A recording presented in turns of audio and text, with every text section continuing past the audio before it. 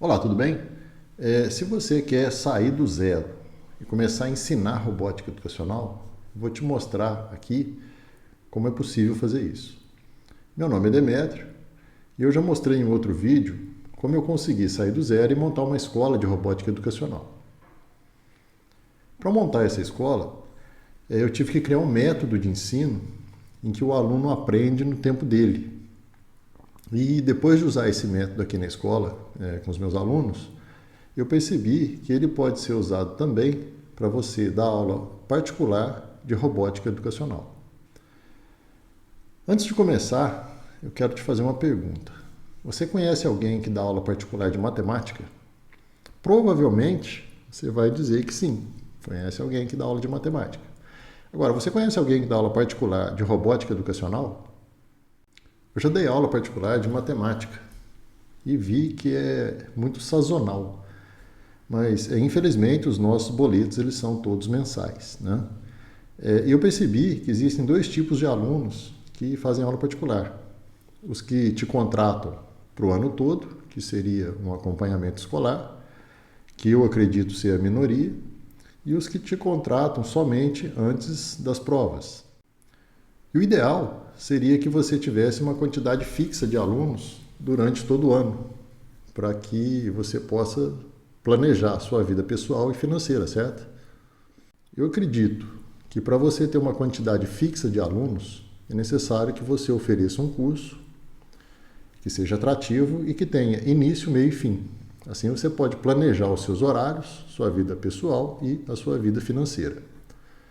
Um curso de robótica educacional, ele é um curso que tem início, meio e fim. E para oferecer um curso de robótica educacional, é necessário que você tenha, primeiro, um bom material didático, personalizado para o aluno. Um kit mecânico para montar os projetos, um kit eletrônico de baixo custo e um ambiente de programação fácil de usar e gratuito. Bom, mas aí você deve estar perguntando, o que é um kit? O kit é um conjunto de peças.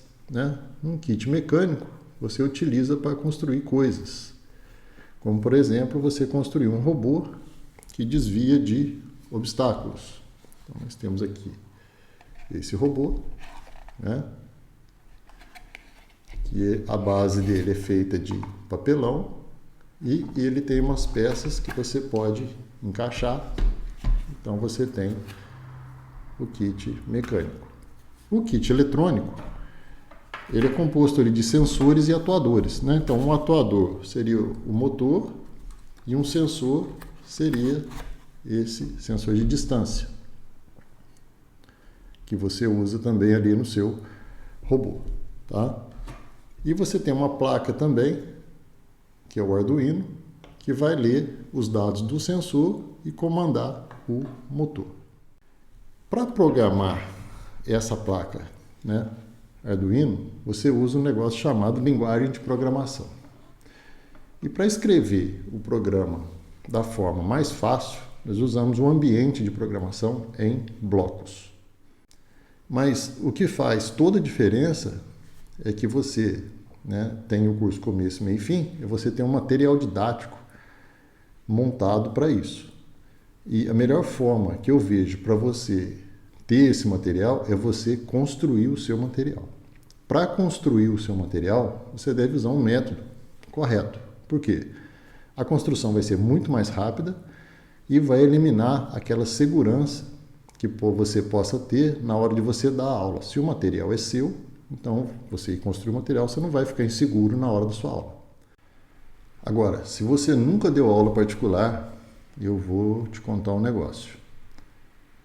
Se você quiser iniciar como professor particular de robótica educacional, então você vai precisar conseguir pelo menos um aluno, e para isso você pode usar suas redes sociais, compartilhar nas suas redes sociais que você está trabalhando agora com robótica educacional e mostrar os projetos que está desenvolvendo.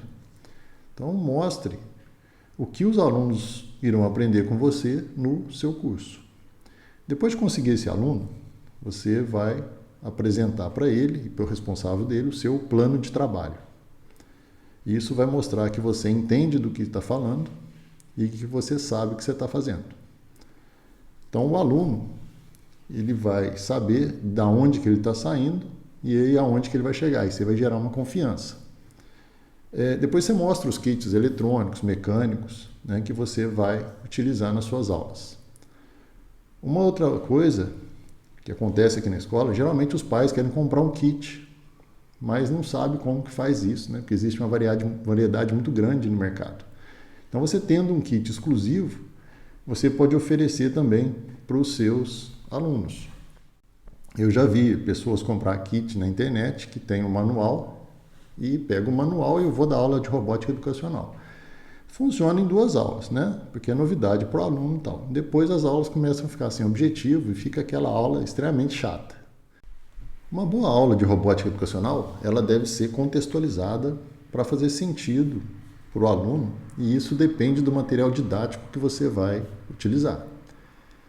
Uma aula contextualizada com coisas que o aluno vê no dia a dia dele motiva para que ele tenha interesse em saber como que as coisas funcionam. Um exemplo simples. O portão eletrônico. Como é que funciona? Quando você pressiona o botão do controle remoto, como é que ele sabe que tem que abrir ou fechar? Como é que ele para? Então, tudo isso dá para ser mostrado usando sensores e atuadores da robótica educacional. Agora, eu sei que você deve estar com uma dúvida, né, que é uma dúvida normal, que é a seguinte: quanto que você vai cobrar por uma aula particular de robótica educacional? Para montar o preço da sua aula, você pode basear aí em algumas variáveis, como o valor da hora-aula particular de uma disciplina, qualquer aí na sua região.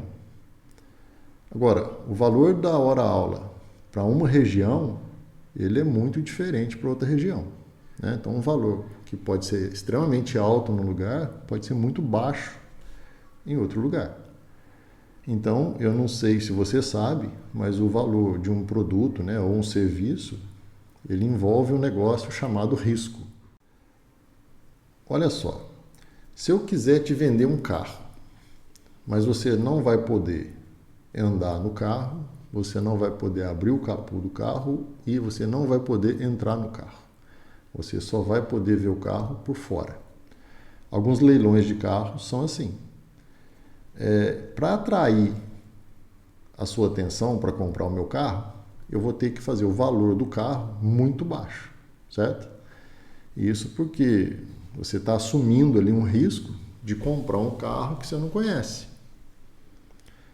Então, se você for analisar, quando você vai até uma concessionária para comprar um carro, não é um carro de leilão, você já viu o carro em comercial, né? Ou já viu o carro na rua. Às vezes você conhece alguém que já tem esse carro e fala bem desse carro. E o vendedor deixa você entrar no carro, abrir o capô do carro, fazer um test drive. Tudo isso para que você saiba o que você está comprando. E assim você vai minimizar o seu risco. Consequentemente, aumenta o preço do carro. O preço do carro na concessionária é diferente do preço de carro de leilão. Quando você vai oferecer suas aulas particulares, isso também acontece. Quem vai contratar o seu serviço está assumindo um risco. Porque, a princípio, ele não sabe se a sua metodologia é boa. Você explicou para ele, mas ele não conferiu. Se o material que você usa é bom. Se os kits que você usa são bons. Então, no início, você também não vai ter quem te recomende, né? Por isso, o valor da aula não pode ser muito alto, porque o risco fica na mão de quem está te contratando. Uma outra coisa variável, né, que você tem que colocar na balança é a escassez, que não é fácil também você encontrar escola de robótica educacional em algumas cidades, né? E mais difícil ainda é você encontrar um professor particular de robótica educacional. Então, isso aí vai pesar a seu favor. Então, sendo assim, o valor da sua aula pode aumentar pela escassez do serviço. Mas depois que você for tendo os seus alunos, né, ficar conhecido, então o valor da sua aula ela vai aumentar. Por quê? Você vai ter já alguém que te recomenda. Você vai ter resultado. Você vai ser visto ali como alguém com autoridade no assunto. E aí você vai até montar uma agenda, né, para atender os alunos no seu curso, que ele tem um começo, meio e fim, você dá para agendar o ano todo. Vamos falar um pouquinho de número. Eu vou te falar um valor aqui, só para nós fazermos umas continhas rápidas, tá? Então, uma aula de robótica educacional, ela tem 90 minutos de duração, 1h30, né? Então, supondo que você tenha somente um aluno só. E esse aluno pague para você R$50, 1h30. Então, cada encontro com o seu aluno, você recebe R$50. No mês com 4 semanas, né, você vai dar uma aula por semana, em um mês, somente para um aluno. Então, você vai trabalhar 6 horas no mês e irá receber aí R$200, né, somente um aluno. Nas turmas de robótica educacional, você pode colocar mais de um aluno, né, por turma, porque o método que foi desenvolvido permite isso, porque cada aluno vai aprender no tempo dele, não precisa fechar a turma. Então, se você conseguir, por exemplo, em um condomínio lá, 5 alunos, em um único horário, você vai receber R$250 por dia, né, trabalhando aí 1h30. E para iniciar um curso de robótica educacional, nós começamos sempre pela programação. Porque não adianta o aluno montar um robô que não vai fazer nada. E para deixar a programação mais divertida, eu gosto de desenvolver com os alunos pequenos jogos, né, para que eles entendam como usar o ambiente de programação, e também entendam sobre a lógica de programação, as rotinas de decisão, rotina de repetição e por aí vai. Então agora nós vamos fazer uma atividade prática, mão na massa, para você saber se dar aula de robótica educacional é para você ou não. Bom, então como eu falei para você, vamos ver se você, né, vai gostar mesmo de robótica educacional, de começar a aprender a robótica educacional, mas pela programação, né? Porque não adianta você ter um robô se o robô seu não vai fazer nada. Você constrói um robô, mas não programou ele ainda, né? Então você constrói toda a parte mecânica, liga a parte eletrônica, mas ele não consegue fazer nada, porque não tem a programação.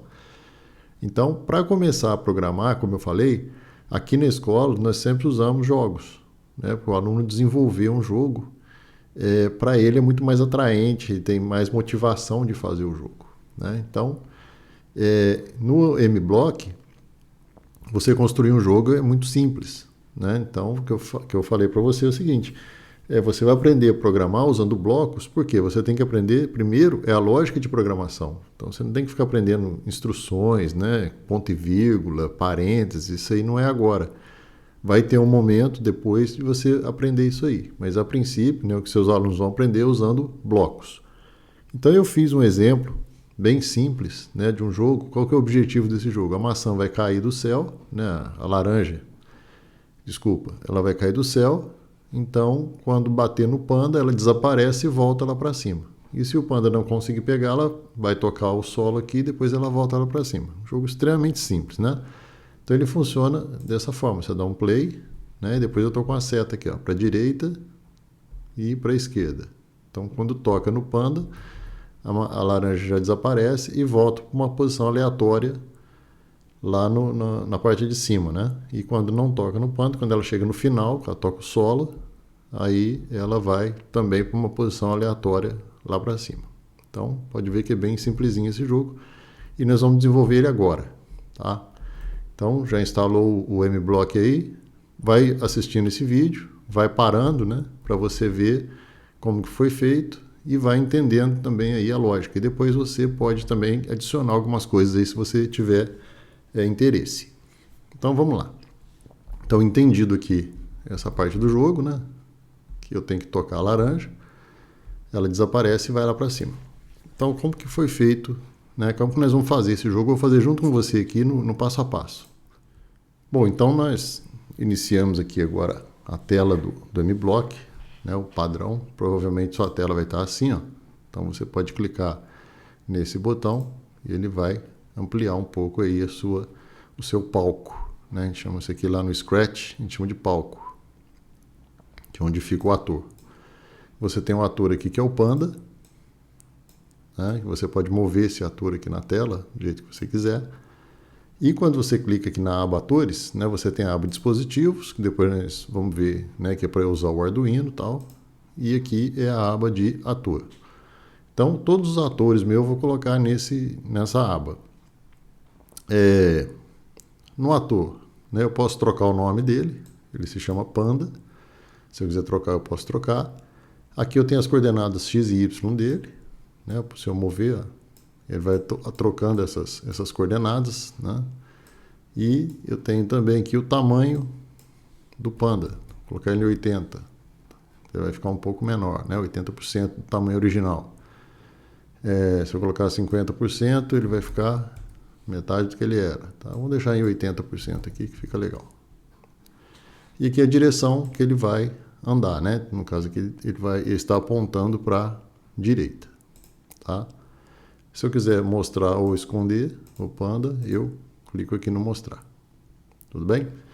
Bom, então a primeira coisa que nós vamos fazer é o Panda andar para a direita. Quando você vai programar em blocos, tá? Quem começa o programa é chamado de evento.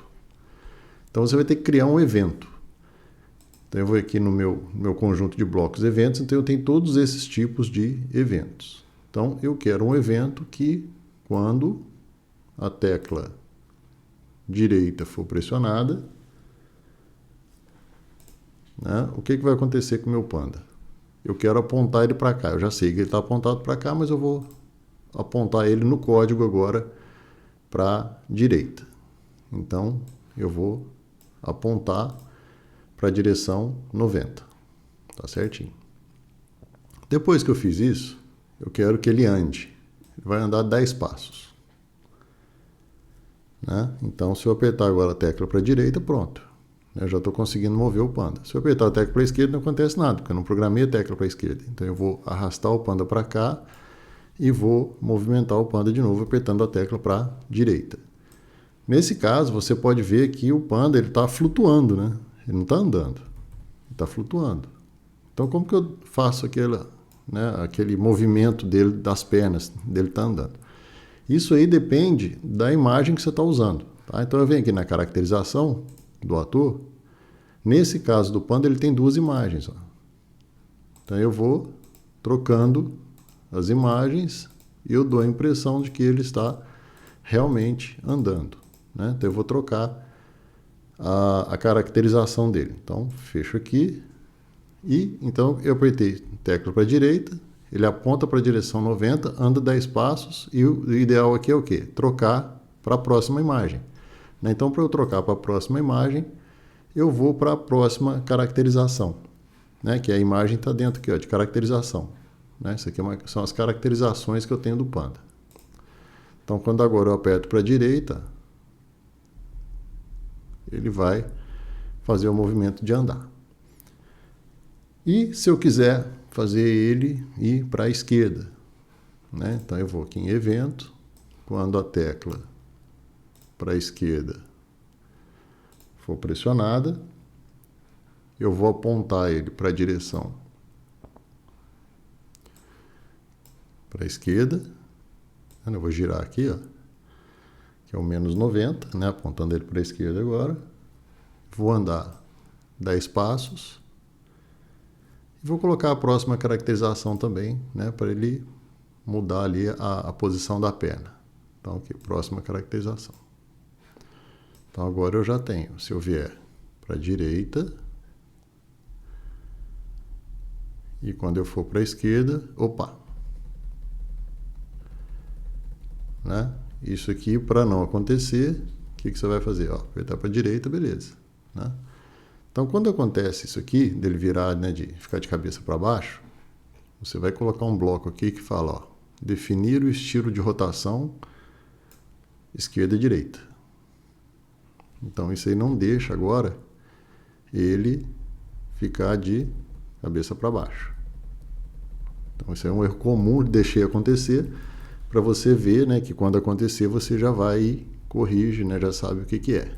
Então, cada bloco aí, já te falei que cada bloco faz aí. Tá? Bom, feito isso aí, o que nós vamos ver agora? Eu tenho, né, no meu palco, eu tenho a maçã que cai, né? A maçã não, a laranja que vai cair.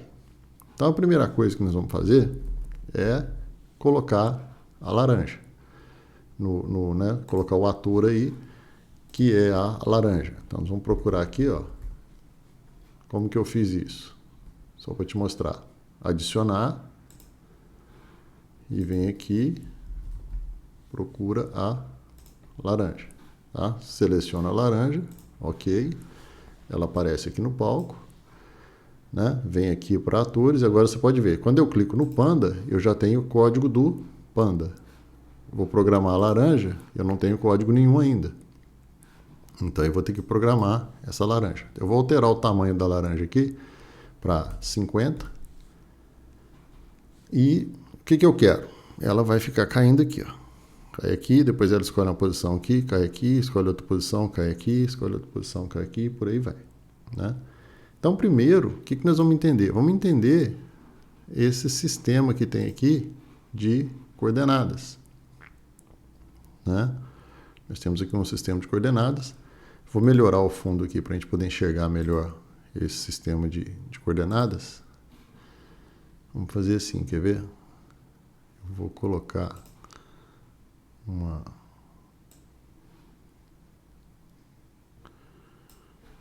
cor mais escura.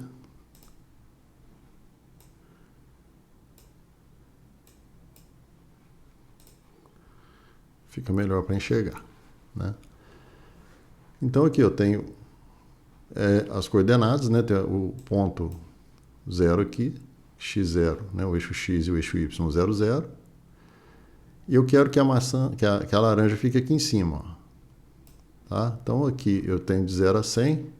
Né? Então 1, 2, 3, 4, 5. Cada quadradinho desse vale 20. Vou colocar mais ou menos então a laranja aqui em 140. Vou definir que a posição da minha laranja no eixo Y vai ser 140. Onde que ela ficou? Beleza. Então a laranja vai ficar aqui em 140. No eixo X, qualquer posição. Tá? Então, só para entender, né, eu saio de aqui menos 220 até 220. Tá? De menos...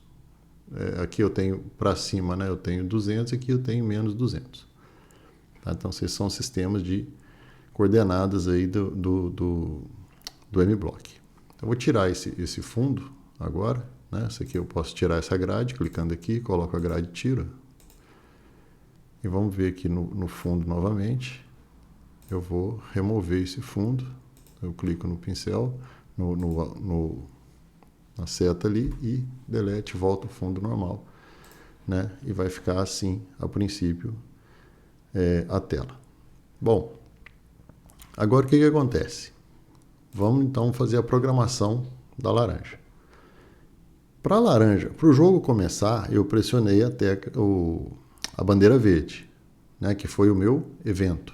Tá? Então, vem aqui no ator, seleciono a laranja e vou procurar o evento, que é quando eu pressionar a bandeira verde. Pressionei essa bandeira verde, o que vai acontecer? Essa laranja tem que ficar caindo, sempre ficar caindo. Então, eu vou usar aqui um controle que é o repetir para sempre.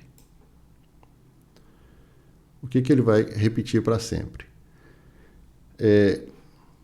Ele vai definir primeiro que a laranja não vai ficar rotacionando, esquerda e direita, né? Se eu não colocar, ela gira para cá.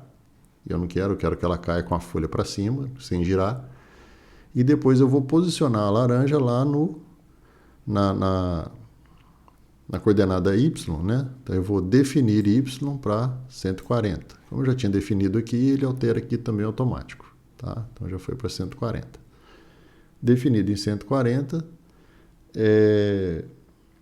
nós vamos fazer agora a laranja pegar uma posição aqui no eixo X. Né? Se eu clicar aqui agora, está repetindo isso aqui para sempre. Se eu pegar a laranja e colocar aqui, ela volta sempre para o 140 aqui. Ó. Vendo? Agora eu quero mudar no eixo X. O que ele vai fazer no eixo X? Ele tem que achar uma posição aqui, né, para ela ficar. E essa posição tem que ser aleatória, né, que senão fica chato o jogo. Então eu vou definir o X, né, o eixo X aqui agora, a posição que a laranja vai ficar, mas só que eu quero um ponto aleatório, então eu vou escolher aleatório entre, né, eu vou colocar aqui menos 150, para a laranja não ficar saindo da tela também, né, se colocar 200 ela vai sair da tela, e 150, tá? Então vou colocar aqui esse posicionamento aí da laranja. Se eu clicar aqui agora, ó, fica doidão. Como que eu sei que o programa está funcionando? Ele fica um amarelo em volta do código aqui, ó, dos blocos, e aqui ele fica doidão. O que ele está fazendo aqui? Ele define o estilo de rotação esquerda e direita, define um X, um Y ali para 140, e aqui ele fica sorteando vários números, né, que a laranja vai ficar posicionando aqui em cima. Bom, mas agora o que acontece na sequência lógica? Quando a laranja chegar numa coordenada aqui, né, entre menos 150 e 150, vamos dizer que ela escolheu lá 20, né? Está mais ou menos aqui, assim, ó. Tá no eixo X. A laranja está mais ou menos aqui. Ela parou nessa posição, automaticamente ela vai ter que fazer o quê? Ela vai ter que cair, né? Então ela vai ter que descer no eixo Y. Como é que nós vamos fazer essa laranja cair? Nós vamos pegar o controle, tá? E eu vou colocar para ela repetir. Vou colocar 30 vezes. Vai repetir isso aqui 30 vezes. E eu vou alterar o eixo Y. Alterar Y em menos 10. Que matemática é essa? Ó, eu estou aqui em cima em 140. Menos 10, 130. Menos 10, 120. 110, 100, 90, tal, 0, menos 10, menos 20, menos 30, menos 40, até chegar aqui embaixo, né? Quando ele rodar essas 30 vezes, né, que vão dar aqui 300, né, 300 pontos, daí que ele vai fazer? Ele vai voltar lá para cima, tá? Porque isso aqui vai repetir 30 vezes. Terminou de repetir isso aqui, olha que tem um acabamento aqui, ele vai vir para esse de baixo. Esse de baixo vai submeter ele lá em cima e ele vai escolher outra posição para poder descer. Só que se eu fizer agora assim, ó, tá muito rápido, né? Não tem nem como o panda ficar ali, ó, pegando. O panda tá muito lento para andar, né? Então a laranja tá muito rápida. Então vamos dar uma freada nessa laranja aqui. Como é que nós vamos frear? Nós vamos, quando ela for cair, então ela vai cair 10, e depois ela vai esperar 0,05 segundos.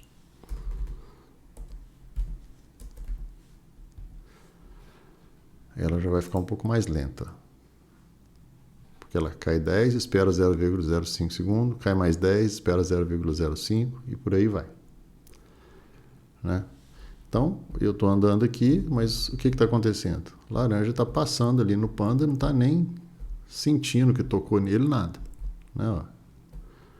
Então, não é isso que nós queremos. Nós queremos que quando ela toque no panda, ela vai desaparecer e aparecer ali em cima de novo. Então, para poder fazer isso, como é que vai ser? Nós vamos escolher que é o se, tá? Que é uma estrutura de decisão. Então, o que vai ser a decisão da laranja? A laranja vai decidir o seguinte: se ela fizer o quê? Ela sentir, né, que é um sensor, ó, o sensor da laranja, sentir que ela tocou o panda, né, vai ser panda, é o mesmo nome que você colocar aqui, né, para ele. O panda aqui tá como panda. Se eu colocasse urso aqui, ele ia achar urso lá na lista, tá? Não ia ser panda. Então, se tocar no panda, nós vamos esconder a laranja, tá? Então, nós vamos vir aqui na aparência e ocultar a laranja, tá certo?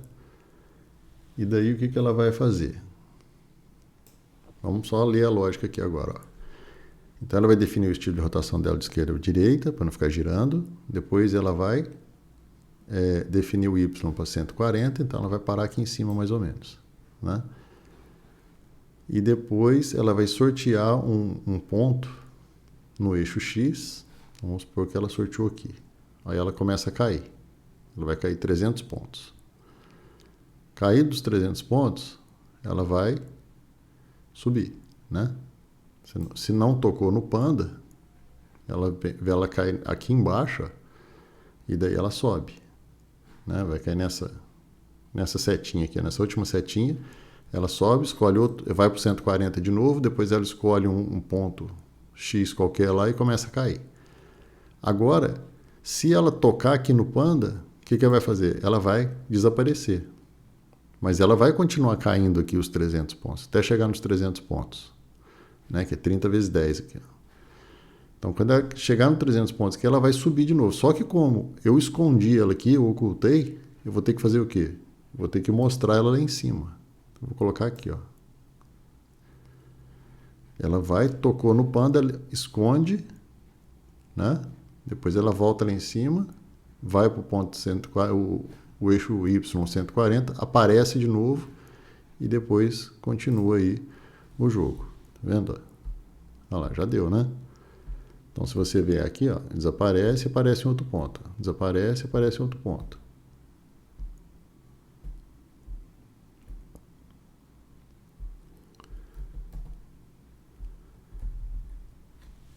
Então, né, toda a dinâmica do jogo já está pronta aí. O que falta agora é colocar, né, um fundo ali no jogo, porque senão fica muito feio, né? Essa tela branca aqui fica muito feia. Então, nós vamos adicionar um cenário, né, que é que eles chamam de cenário. Então, você vem aqui embaixo. Se eu quiser desenhar um cenário, eu posso. Mas aqui você vai aqui embaixo em cenário, tá? Aqui embaixo, né? Adicionar cenário. Clica aqui e depois eu vou procurar aqui, que é esse aqui, é esse cenário. Esse cenário, se você for olhar lá no jogo que eu mostrei para você no comecinho, ele não tem a cidade aqui, ele só tem o gramado, né? Então nós vamos tirar a cidade. Esse pode ver que isso aqui é uma imagem. Então você clica em cima dele, né, com o botão esquerdo do mouse e vai apagando aqui, ó. Você pode apagar tudo que está ali atrás. Se você quiser mudar de cor, né, colocar alguma coisa no cenário, você pode. Então ele é bem flexível, o M-Block. Então, limpamos todo o cenário aqui, ficou só agora o gramado ali, né? Então, pressionou, está pronto, né? Esse jogo. Aí eu vou fazer um desafio para você agora, que é o seguinte: quando tocar no panda ali, ele tem que fazer um som, emitir um som, tá? Faz aí para você ver como é que é simples. Depois que tocou no panda, a lógica vai ser o quê? Vai programar a laranja, né? A laranja tocou no panda, você vai tocar um som qualquer aqui, depois ela vai ocultar e começa o jogo de novo. É um desafio para você fazer, para você brincar um pouco aí com a programação. Então, viu como é que é simples a programação? Não tem segredo nenhum, né? Você vê um código pronto, às vezes você assusta. Mas quando você vai pegando passo a passo, você vê que você não se preocupou se o comando está certo, se está errado, né? Se está escrito certo, se está errado. Você só se preocupou com a lógica, o que eu quero que faça, né? E sabendo a lógica, você vai desenvolver bem. Então, essa programação em bloco, ela é muito interessante para desenvolver lógica de programação. É muito simples o desenvolvimento de lógica de programação. É claro, né, que eu sei que quando você pega esse programa a primeira vez, aconteceu comigo, eu não entendi nada, né? Eu não sabia onde que estavam os blocos. Então, no começo, você vai ficar ali procurando, né? Pegando o bloco, testando o bloco separado para ver o que faz, tal, tá? Então, você vai testando todos os blocos aqui para você ver o que está acontecendo, né? Ele tem então, quando você clica em azul, né, tudo uma categoria, tudo separado por cor direitinho. Então, é bem bacana isso aqui para você trabalhar aí com criança, né? Esse software aqui é muito legal para você trabalhar com criança. E é um software também muito simples de você desenvolver. Tá bom? Então, muito obrigado de você, né, ter assistido o vídeo aí. Faz lá, abaixa aí o M-Block e depois você cria também aí esse jogo aí para você testar aí como é que é, né? Programar um pouco usando blocos. Tá bom? Muito obrigado, um abraço e até o próximo vídeo.